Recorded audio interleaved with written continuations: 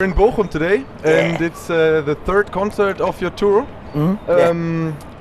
How's the tour running so far? So far, so good. The first show was in Moscow, then St. Petersburg. It's totally crazy, like Russia's pretty radical, you know what I mean? So then getting back to Berlin was good. A little party night there, and now we're on our third show in Germany. So far, so good. I mean, it's the first week.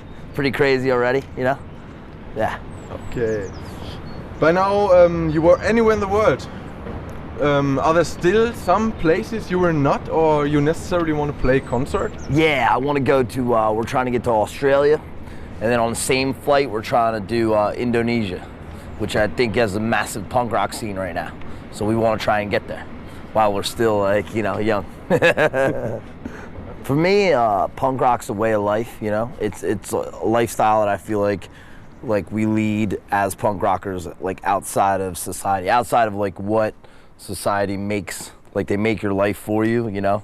You do this, then you do this, then you do this, and then you die, you know? So we found a way to like live outside of that, you know? And through punk rock, but there's, you know, a whole like world out there that you can like go and see without being trapped into what society tells you what you have to be. So to me, that's what punk rock is. Yeah. Of course, through really noisy music too, you know. What was the craziest thing you ever, that ever happened on a concert of you? Oh, negatively, it would have been in St. Petersburg, just on this tour. Someone almost got murdered outside of the show, so that was like fucking terrible. But I'm glad that they didn't die in the end, so it's okay. And then positively, I guess some like really good times in like Brazil, like in São Paulo, like just like really massive show, and then like getting treated like better than we get treated anywhere else. So it's kind of like, you know, a lot of, you know, girls and just like booze, and everything was free, and people treating you like you're like bigger than you are, you know. So it was kind of cool. I like that. Jake, what can we expect from the Casualties in the near future? We're gonna be, right now we're finishing up this tour, and then we're gonna come back in for all the festivals in Europe in July, and you'll see us on with Full Force and Force Attack and a bunch of other punk rock festivals. So we're looking forward to that. We're gonna start writing another record soon, but this one's all not even 2 years old yet. We are all we have, so we're just in the very early stages of writing music, you know. So, but like, yeah, as far as playing wise, we'll see you this summer again, you know. Yeah. Are the people at your concerts some inspiration to you to continue? Because in fact, don't get me wrong, but you're not the youngest anymore. No, yeah, no, it's true. For sure, it's like if we play a show and there's like, you know, 200 people that come out and they're excited to see us halfway across the world, you know, on a different continent, in a different country, it's awesome. It's totally fuel to keep going, you know. And so we'll keep doing that as long as people want us. And then so we're not the youngest, we're not the oldest, but still being in the middle of that. Like, if people still like us, yeah, we'll keep coming back. It's great. It just gives us more of that drive to keep going, keep putting out music. And so if they're into it, then we'll keep doing it. You know, it's great. We're only as strong as our fans are, you know. So, you know, the day that no one comes is the day that we're done. Yeah. Were there bands that influenced you in your early days? In the early days, it was like a lot of like bands that were around at the time that we were friends with back then, that we're still friends with, like Blank 77. There's a band from Pittsburgh, Pennsylvania called Aus-Rotten. And they were like bands that we were all kind of, there's another one called The Denied. They're all Public Nuisance. These are all at the same time in New York at the early 90s, or the East Coast in the early, not very early 90s.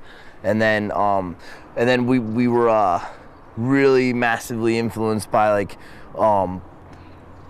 European, UK 80s punk rock. Like for Germany, it would be Canal Terror, Slime, and stuff like that. And then also if you go to England, it's like, you know, GBH, Exploited, Blitz, Partisans, all that stuff. So it's like we came from the ashes of that when no one was kind of doing it, and then just like kind of started doing it. And then our friends were also these bands that we met that became our friends from playing the same stuff at the time. And then there was only 20 people at those shows. Sometimes you're playing for the bands, your friends' bands, and that's it, you know? So you were on stage rocking, and then you'd get off stage and watch the band that was watching you, you know? So there's only beer going back then, no money or anything.